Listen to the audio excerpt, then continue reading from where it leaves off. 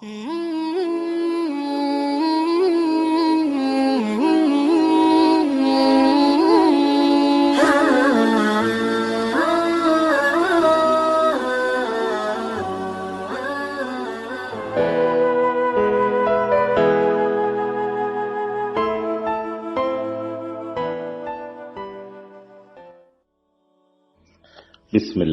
Hadis Jazirah Arab.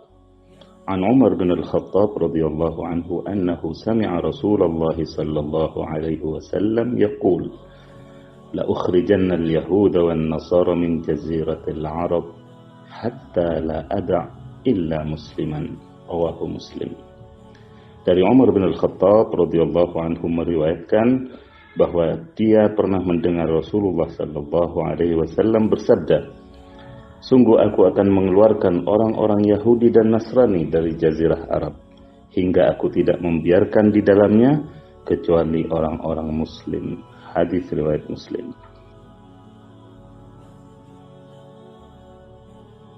Faedah dari hadis ini diantaranya yang pertama, seorang Muslim tidak boleh tinggal bersama non-Muslim di satu negeri. Ini adalah hukum khusus bagi Jazirah Arab sebagai negeri para nabi. Yang kedua, tidak diperkenankan memberi jalan bagi Yahudi maupun Nasrani juga kafir lainnya untuk tinggal menetap di Jazirah Arab. Yang ketiga, wajib mengeluarkan orang kafir dari Jazirah Arab sebagai negeri yang diberkahi dan menjaganya dari percampuran dengan agama lain. Yang keempat, wajib melarang orang kafir untuk punya aset tanah maupun bangunan dan lain-lain di Jazirah Arab, karena hal ini bagian dari memberi akses mereka tinggal di sana. Yang kelima, haram membangun gereja atau tempat ibadah lainnya di sana dan wajib membongkar bangunan yang baru diadakan, sebab di tempat ibadah tersebut diadakan bakti atau peribadatan yang batil dan sesat. Yang keenam, menghormati dan mencintai Jazirah Arab sebagai asal mula Islam. Di dalamnya ada Ka'bah, Masjidil Haram, dan Masjid Nabawi. Disitulah kehormatan kaum muslimin yang harus dijaga dan disterilkan dari Yahudi, Nasrani, dan kafir lainnya. Yang ketujuh, jika ada pihak yang menekan dan mengupayakan pemukiman mereka, maka wajib bagi kaum muslimin untuk memeranginya. Yang kedelapan, adapun orang kafir yang datang dengan kontrak kerja yang jelas masanya dan hak kewajibannya, maka ini bukan tinggal menetap yang terlarang, karena sifatnya adalah hajat kebutuhan dan sementara atau temporer. Selesai kontrak, mereka akan pulang ke negara asalnya.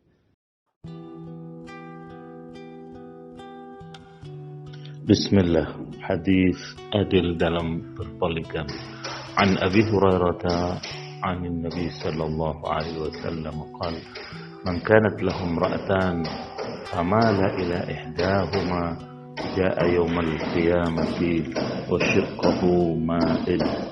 رواه أبو داود الترمذي. هذا حديث صحيح. Dari Abu Hurairah, dari Nabi sallallahu alaihi wasallam bersabda, siapa memiliki dua istri kemudian ia lebih condong kepada salah satu dari keduanya, maka ia akan datang pada hari kiamat dalam keadaan pundaknya miring sebelah. Hadis riwayat Abu Dawud dan At-Tirmidzi. Ini adalah hadis yang sahih. Faedah dari hadis ini, yang pertama, pembagian di antara para istri itu wajib atas suami yang berpoligami. Kedua, diharamkan atas suami melebihkan satu istri dari yang lain pada sesuatu yang zahir, misalnya nafkah, menginap, dan lain-lain. Yang ketiga, balasan itu sesuai perbuatan. Ketika suami miring kepada salah satu istrinya, maka kelak di hari kiamat dia akan dibangkitkan dalam keadaan miring pula. Yang keempat, penetapan adanya hari berbangkit dan pembalasan serta azab di akhirat. Yang kelima, besarnya tanggung jawab atas hak sesama.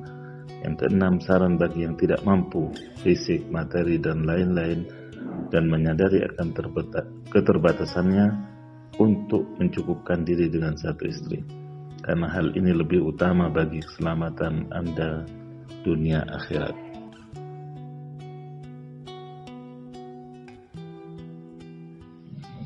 Bismillah, hadis waris. An Usamah bin Zaid radhiyallahu anhuma anna an-nabiy sallallahu alaihi wasallam qala la yarithul muslimul kafira wa la yarithul kafirul muslima, muttafaq alaih. Dari Usamah bin Zaid radhiyallahu anhuma meriwayatkan bahwa Nabi sallallahu alaihi wasallam bersabda, orang muslim tidak mewarisi orang kafir dan orang kafir tidak mewarisi orang muslim, muttafaq alaih.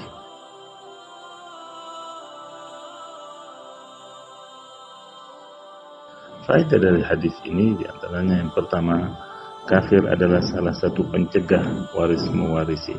Yang kedua, penetapan adanya waris mewarisi antar kerabat selama tidak ada penghalang. Tiga, tidak ada waris mewarisi antara muslim dengan kafir meski dengan perbudakan atau pemerdekaan. Yang keempat, akidah Islam lebih kuat daripada ikatan nasab keluarga, pernikahan ataupun perbudakan. Yang kelima, tidak ada perbedaan antara kafir tulen atau murtad karena keumuman hadis.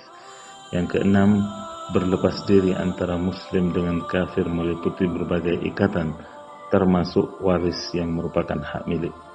Yang ketujuh, orang kafir tidak mewarisi muslim meski ia masuk Islam sebelum pembagian waris, berdasarkan keumuman hadis dan berlakunya perhitungan saat kematian orang yang meninggalkan warisan.